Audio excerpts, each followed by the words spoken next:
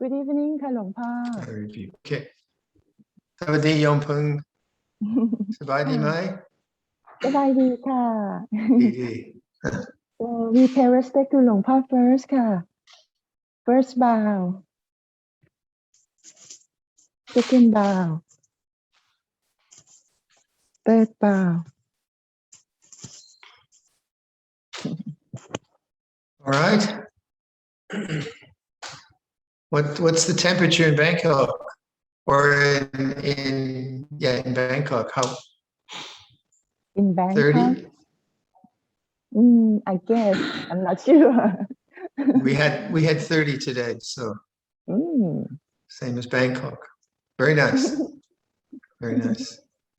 So some reflections then before meditation, correct? Yes please. All right.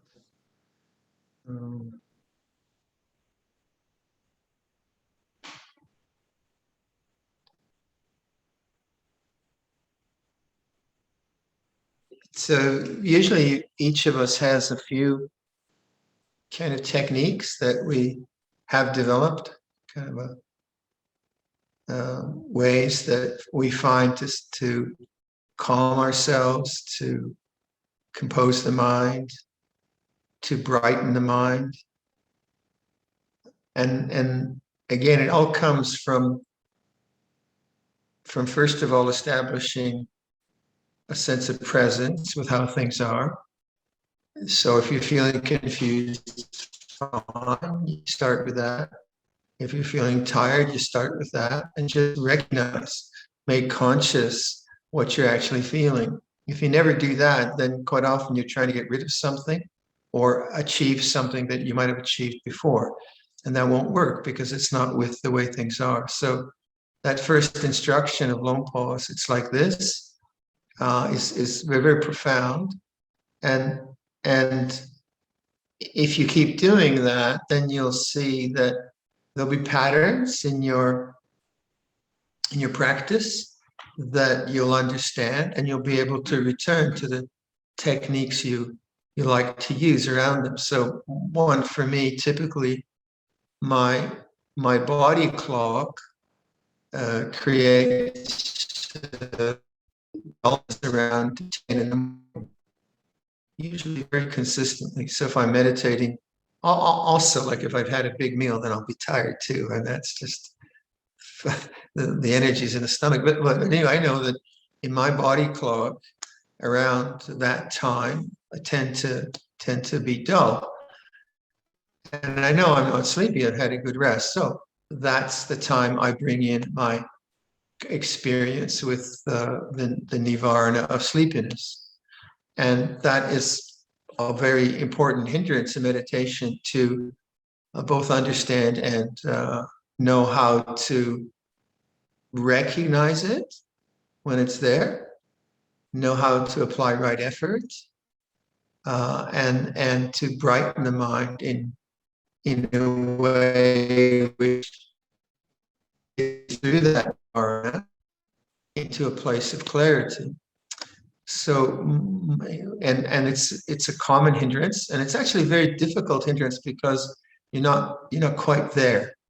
Like if you're feeling annoyed, you have some energy. If you're feeling you have a lot of thought and memory coming in, there's a lot of energy. That dullness is very much a kind of blanketing of the mind, a kind of heaviness of the mind. So the thing to do with all of the difficulties one is facing in meditation is to somehow name them, label them, recognize them, rather than just fight with them. I know as a young monk, I'd be experiencing dullness and I would just fight with it, but I never kind of explored it. I mean, I did eventually. But you think, well, how can you explore dullness? You don't, you're not there. But it is still the same spirit of Dhammavicaya where, okay, there's dullness now. So that's the kind of confirmation. It's like this now. And you're falling asleep and so on. So rather than say, oh, I wish you didn't have it, or not recognizing it, that's a common problem, not recognizing it. You want to say, oh, there's dullness in consciousness now, this dull kind of energy. And then you need to stop doing whatever you're doing in meditation, because whatever you're doing is making you dull. So if you're doing breath meditation, then don't do it for that in that instance. Or even like if you're using the sitting posture and you're habitually, you fall asleep in the sitting posture, then that's not a good posture in that time. You can stand up, you can do walking meditation. But at some point you have kind of enough vitality that you can see that what happens to the body and mind as dullness comes into consciousness. So I think the first principle is, how do you get the mind bright enough, aware enough, that when dullness manifests, you know dullness as an object rather than being the subject who just gets kind of lost in it. So obviously the way to do that is to kind of just look around. Just look at a wall, look at the ceiling, just break the meditation, break the mood. We're just doing something very simple. Stand up, sit down, very, very simple. And then establish a good posture. And what I do a lot, if I'm in that dull mode, and I want to stay with the meditation. Sometimes there's a dull mode, I'm just exhausted, I just go to sleep. That's fine. But I use the spine a lot. And I found that if I do deep breathing, it's a bit like Ujjayi Pranayama, I suppose. Long breath in, long breath out.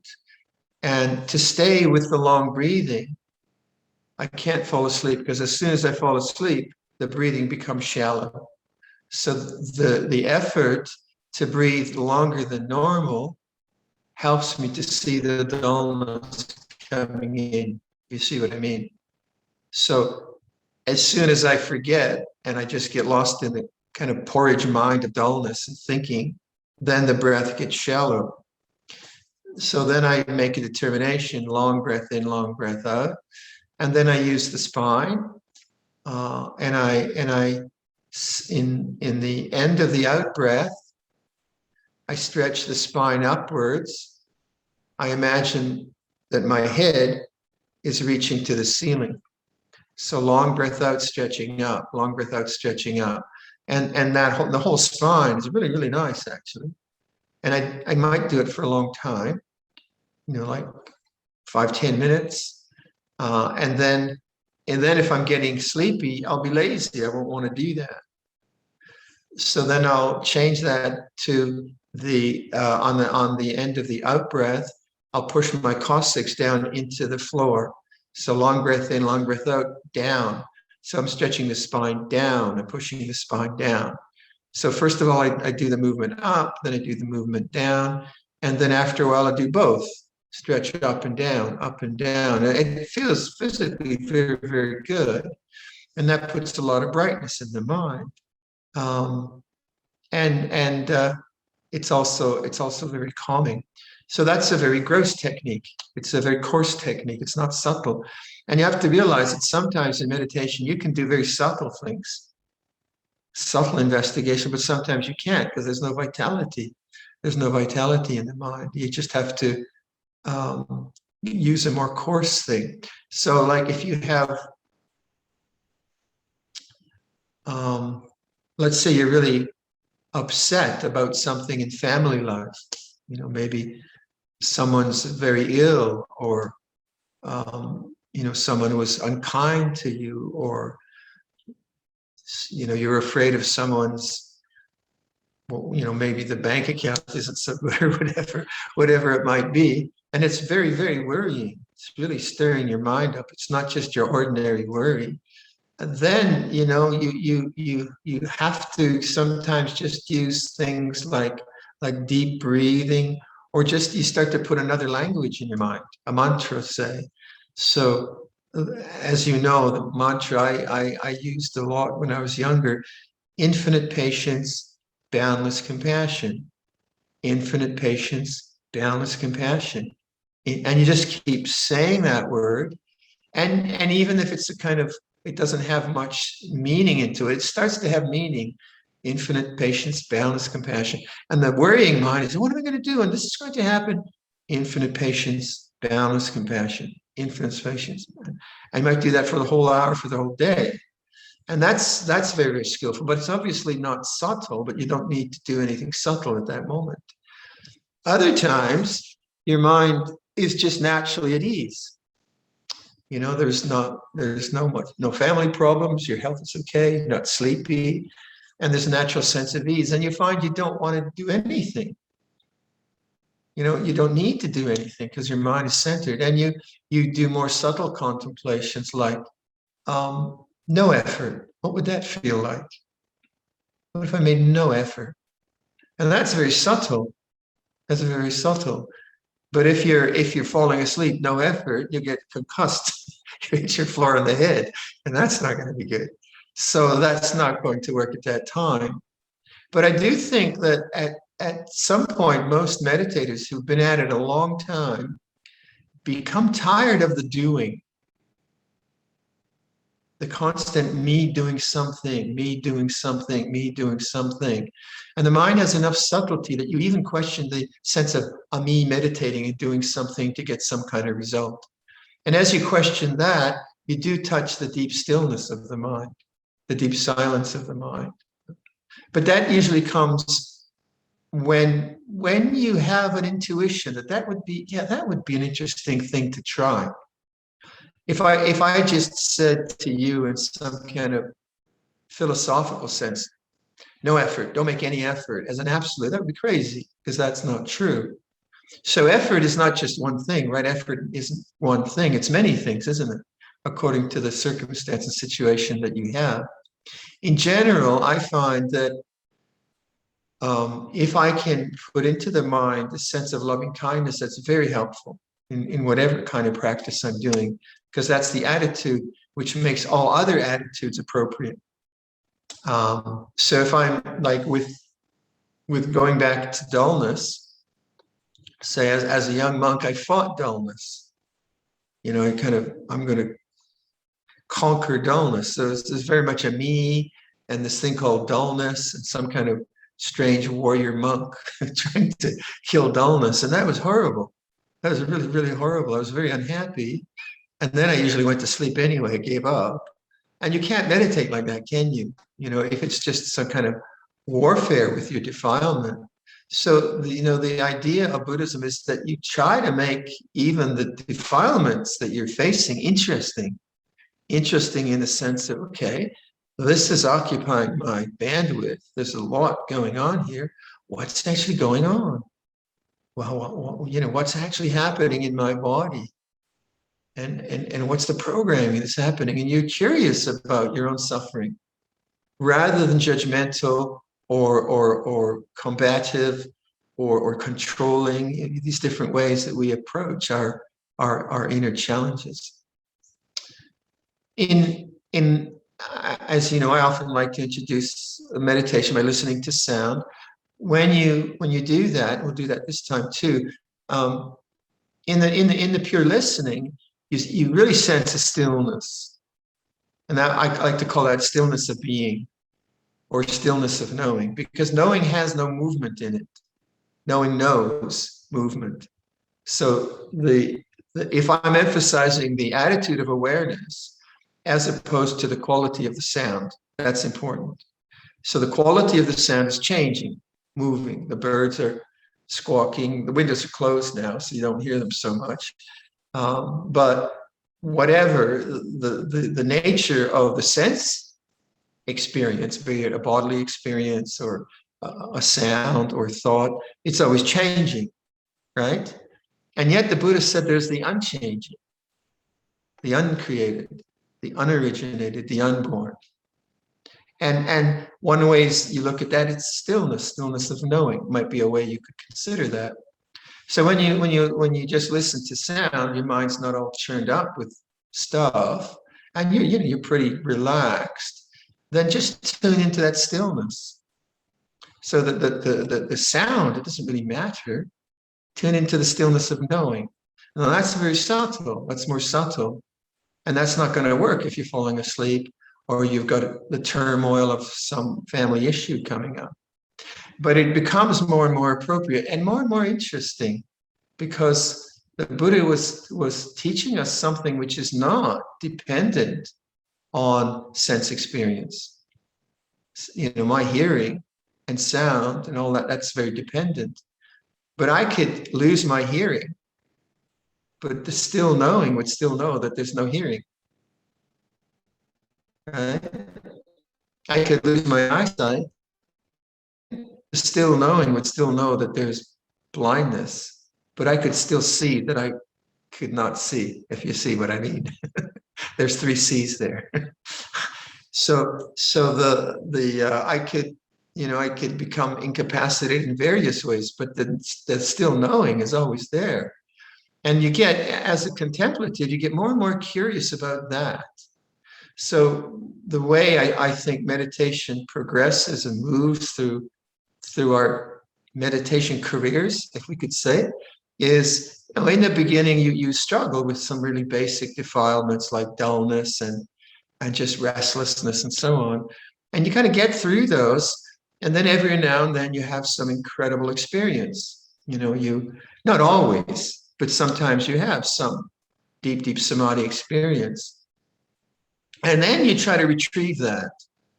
You try to get that meditation experience again. And that is a disaster, because you're working from desire to get something. And if you're trying to get something, you won't know what is. And it's only by knowing what is that you reach true states of bliss or calmness. So that's one thing we go through. We get to some by, you know, controlling or concentrating the mind. We'll have really neat experiences, and we'll say, well, that's it. That's what I want to get. But if it changed, if it began and ended, can that possibly be the Amata Dhamma? Can that be the deathless? Can that be the unoriginated, unborn? It can't be, by definition, because it changed. And yet, because it was so sweet and so interesting and so loving and so radiant, we seek that again. We seek a repetition of that. And that won't work because it's based on desire. So that's why I seem to be emphasizing, well, just trust and awareness. Do your technique. Let the technique or let the situation, let it open up to what you have to open up, rather than trying to get some experience. So many of us have been through that. I certainly have. Most of the monks have been through that. You go through that, and then you say, well, that can't be it either. And you give up trying to get anything. Then you're starting to meditate. And then you're starting to just give up to the way things are and notice the way things are. And you start to get confidence in awareness. And then the meditation techniques you use, metta bhavana, anapanasati, asubhagamatana, whatever you might use, it comes from a confidence of just doing it with the faith and trust that in the doing there'll be a good result. You're not trying to manufacture a result. The good result comes from the doing. And that's why I use the craft analogy. I'm just making a kind of like a bench that swivels on a turn screw. Really neat, really fun to make. And I sat on it for the first time, and it didn't collapse on me. So I'm a very happy guy right now. So how did that come about? Well, it came about through 101 little activities, right? Yeah, sure, I wanted to make this bench, but how did it come about? It came about by cutting it here, cutting it there, measuring it there, sanding it there, putting it together there, throwing away that piece because that didn't fit, da-da-da-da-da. It came about through little steps, and voila, you've got a bench, right? But it's the same way with the calmness of the mind, or the good qualities of the mind. All we need to do is take the little steps. The rest will take care of itself. It does. I mean, it's just the way it works, doesn't it, right? So if you keep the picture very present and very immediate to what's going on, and you use what techniques you find helpful, then have confidence that it'll work. Have the faith that it'll work. It'll work that way, because that's the way dependent origination works. With this as condition, that arises. So with the right kind of inputs, you get the right kind of results. If you're looking for a result, then you always feel frustrated. So sometimes the inputs that you have are just being patient with a restless mind, right? And you think, well, that's no big deal, but it is a big deal because you've honored awareness and you've trusted in awareness rather than just try to get rid of the hindrance that's there. So let's do some of that. I'd like to maybe just use that breathing, Ujjayi Pranayama, and the stretching of the spine with you. And we'll sit for 45 minutes. And the idea with this is for those of you who have, or whenever dullness comes into consciousness, you might try this as a technique. All right, I'll set the clock for 45 minutes and give some instruction, and then we'll sit quietly.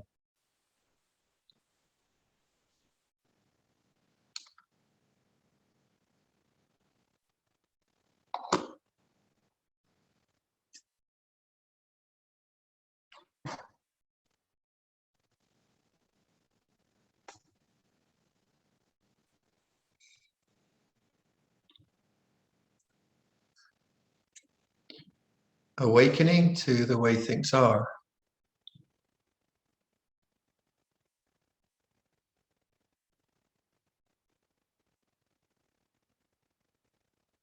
And so knowing,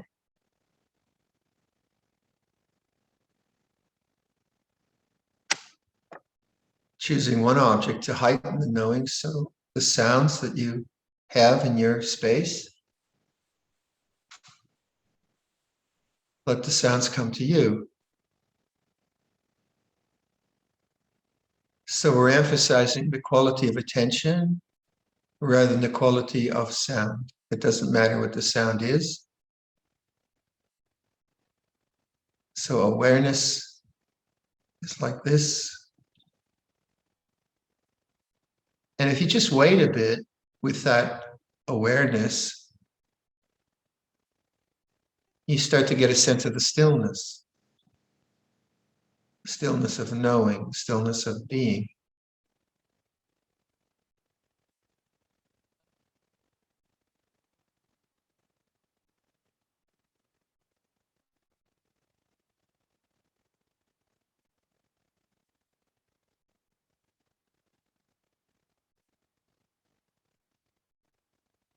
Then feel your body.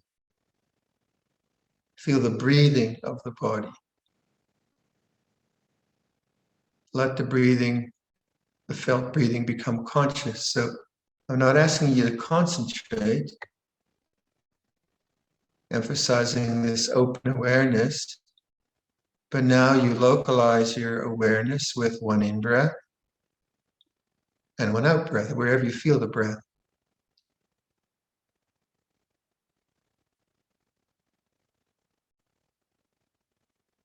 Breath moves, and there's the still knowing.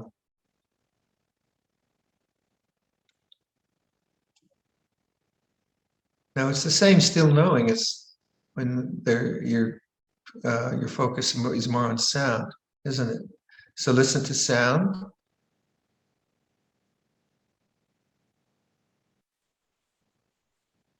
And feel the breathing.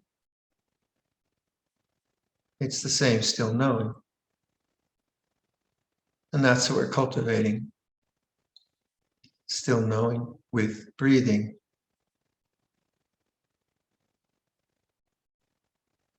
So feeling an in-breath, still knowing with one in-breath. Stillness of knowing with one out-breath.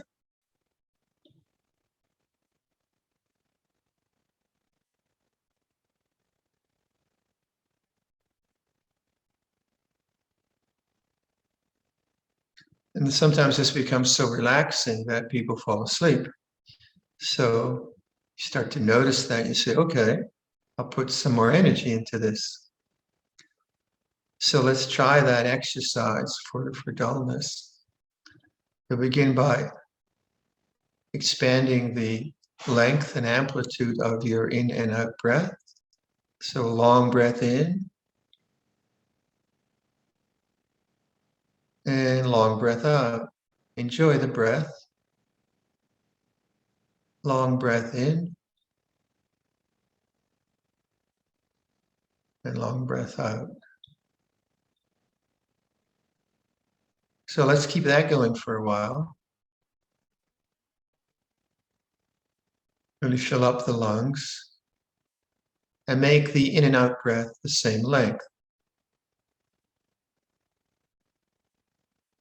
So now we are concerned about the quality of the object. We're using the object now as the way of really coming into the present moment.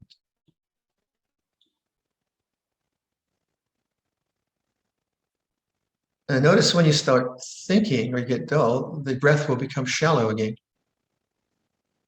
So stay with the long breathing for a while.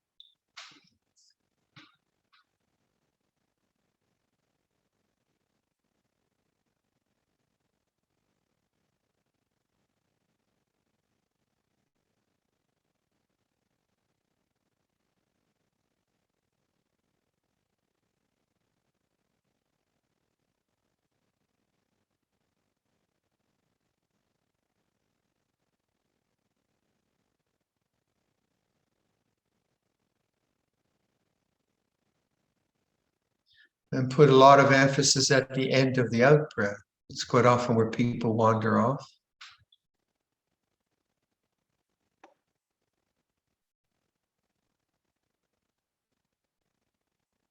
Stay with the long breathing.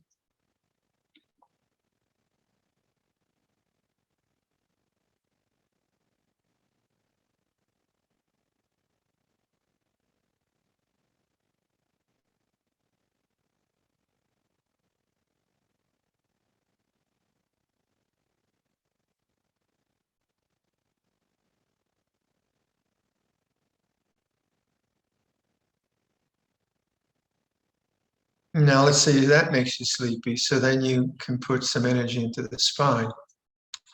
So on the out breath, stretch your spine, top half of your spine upwards through the neck, extending the head up to the ceiling.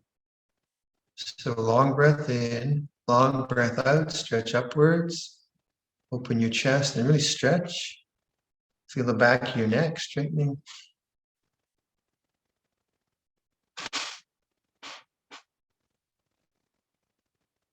Long breath in, long breath out, stretching upwards.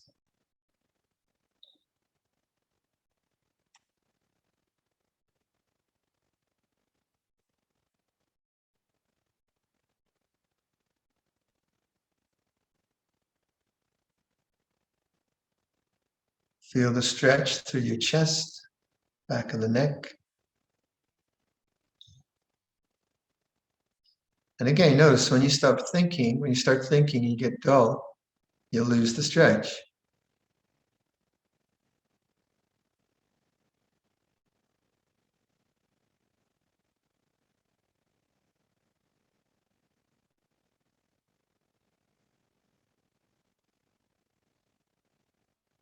Now let's change to the downwards. So on the out breath again, pushing down, pushing the coccyx down through the seat, lower part of the spine, pushing downwards on the out breath. So long breath in, long breath out, pushing down. Feel the small of your back. Long breath in, long breath out, pushing down. Enjoy the stretch.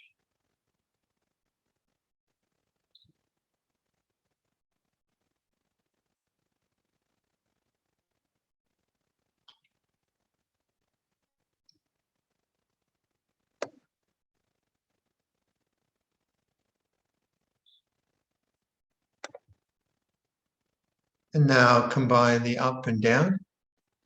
So on the out breath, long breath in, long breath out, pushing down, stretching up. Feel the long stretch through the spine.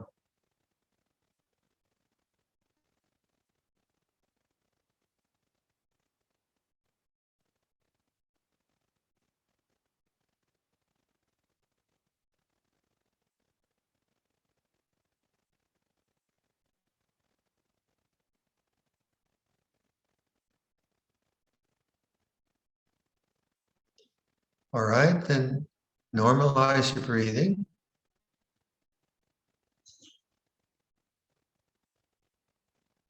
And bring attention to the stillness of knowing.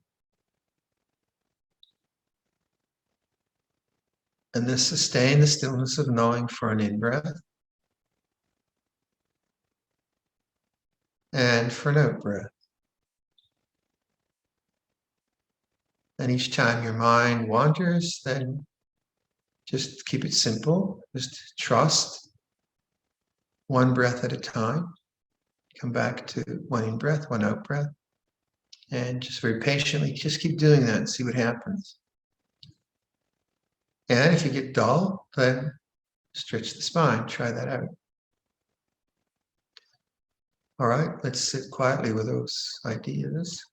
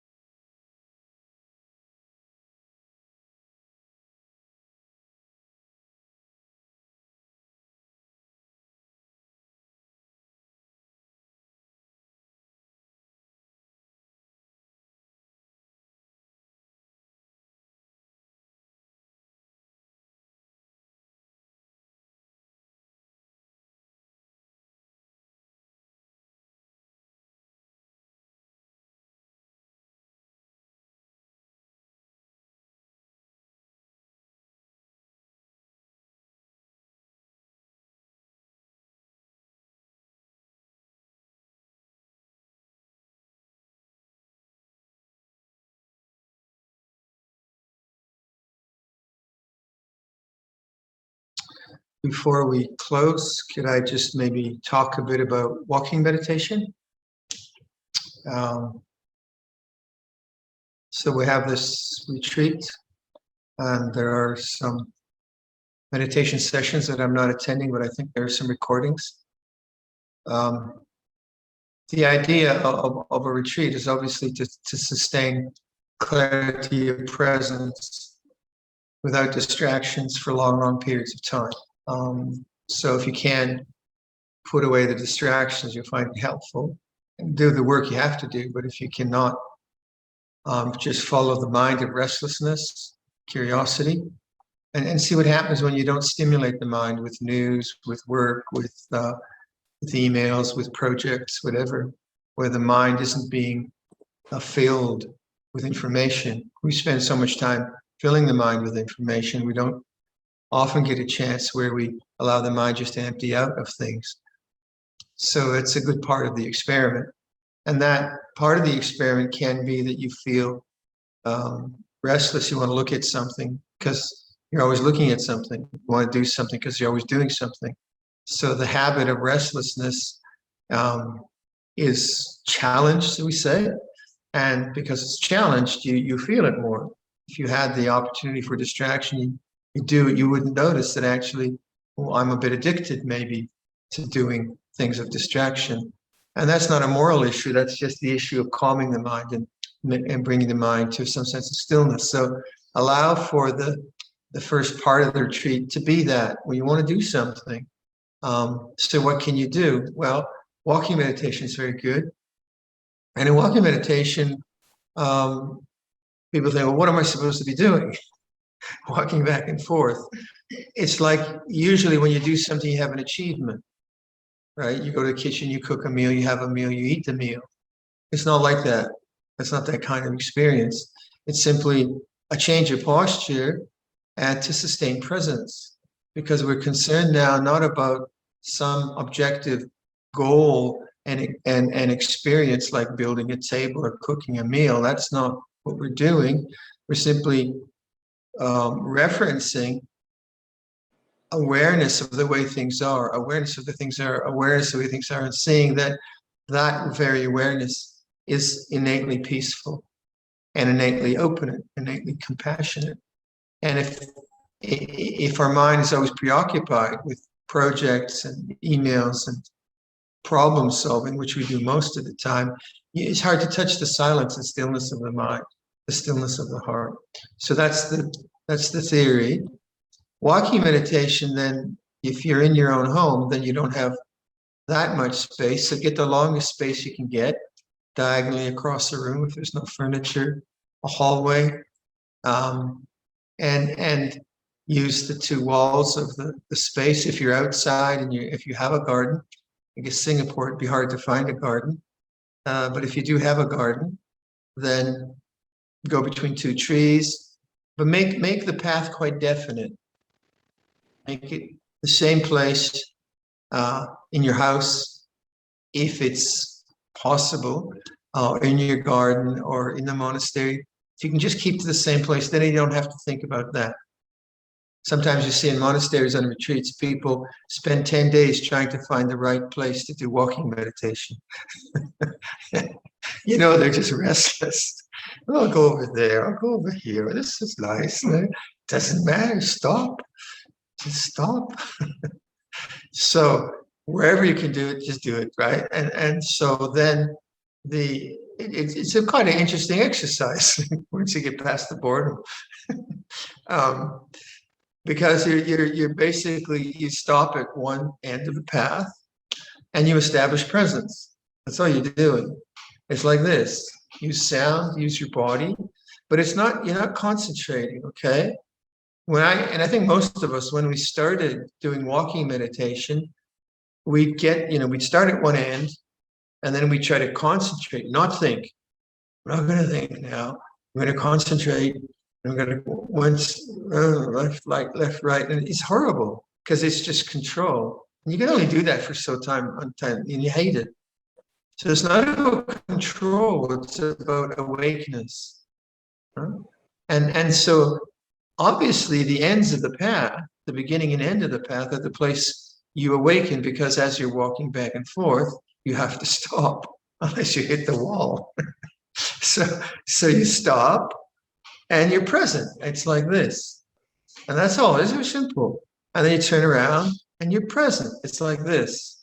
Trusting in awareness. That's what we're doing. Trusting in awareness. And then you walk the 10 paces or wherever, how much you have. Like the monks built me a Rolls Royce wooden walking path behind here. It's the Rolls Royce. It's what a monk always dreams of. And it's, I think, 35 paces made of cedar. Oh, very nice. But I can still get heedless on it. So the walking path doesn't do the work for me. I have to do the work myself. But the ends of the path are very important, because that is where your thinking mind gets interrupted. Whatever. I mean, sometimes you can just do loops and keep thinking, but make the stopping very important. I've stopped now. I'm here now. It's like this. Don't try to get rid of thought, because then you're just in a fight. But just notice that at the end of the path, thoughts stop because you're there. That you're planning, that you're worrying, or whatever it is. Then turn around mindfully, and then stop again. Set the intention to walk to the other end. So you can see that on a walking path, you're constantly getting, the thinking mind is interrupted just through the nature of the structure. And then in terms of intention, I would say your main focus is to notice the sense of self arising in the mind. Your main sensitivity is the body moving. Okay, the body moving from A to B, from B to A, from A to B. So that's the main sort of project.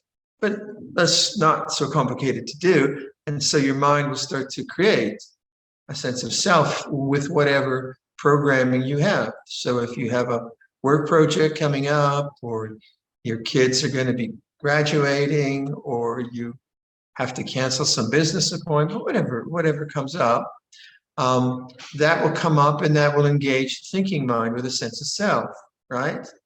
And you want to just see that the sense of self is simply thought, arisen through history, arising through habit.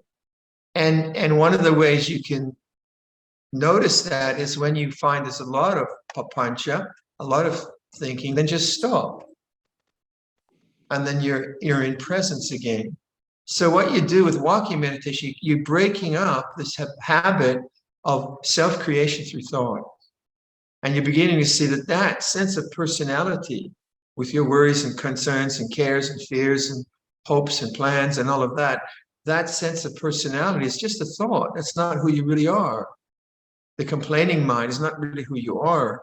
The resentful mind is not who you are. And you see that who you really are is more, if you're going to have an identity, it's awareness itself. That's your real home, say, in whatever way.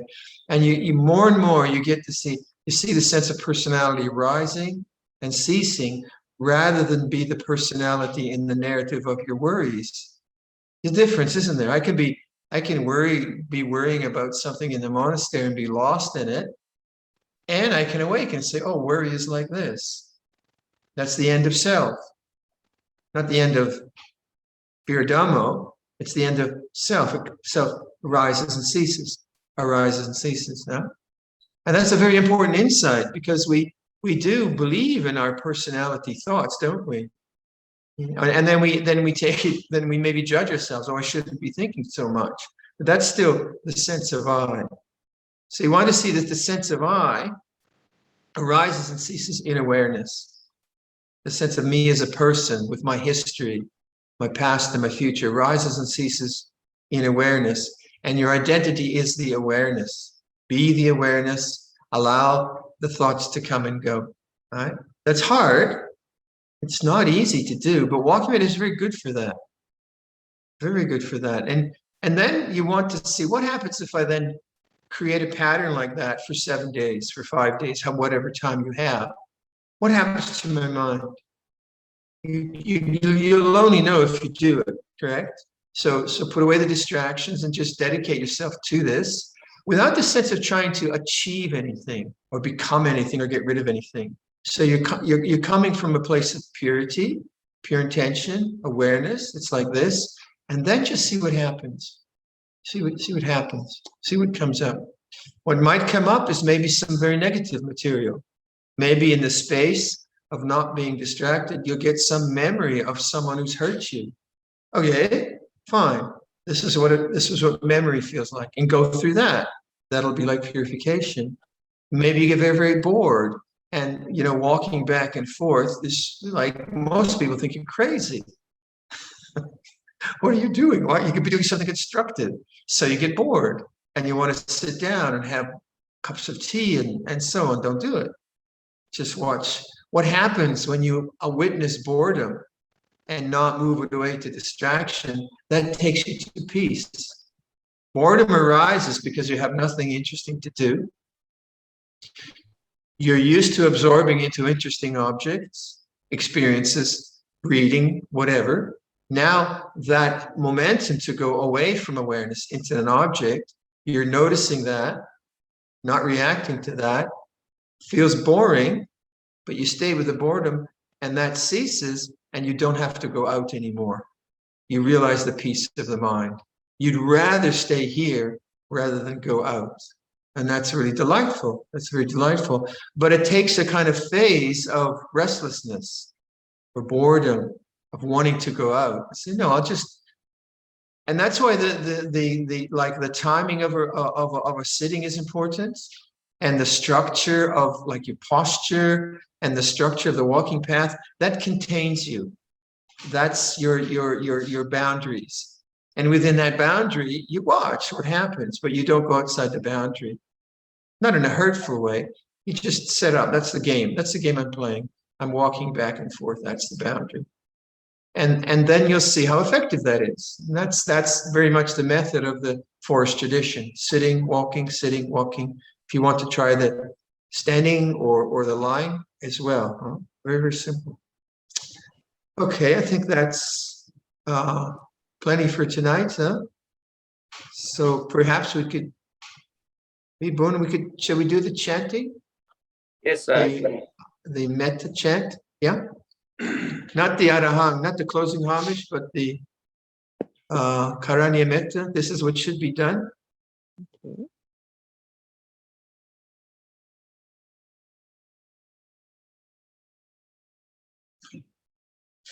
That's it, yeah. Whoa. Where is it? No, that's the Arahang. Just a minute, Luang Por. There you go. Okay, we got it. So please join us. We have a good group, so here we go.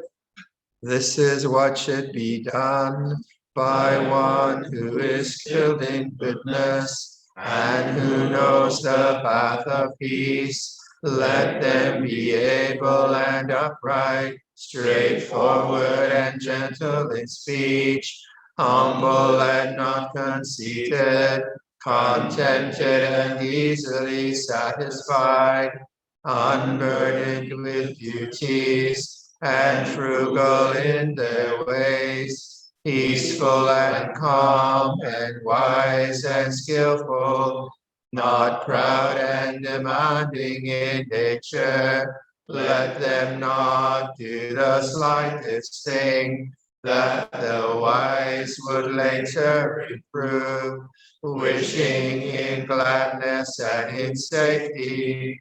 May all beings be at ease, whatever living beings there may be, whether they are weak or strong, omitting none, the great or the mighty, medium, short or small, the seen and the unseen, those living near and far away, those born and to be born.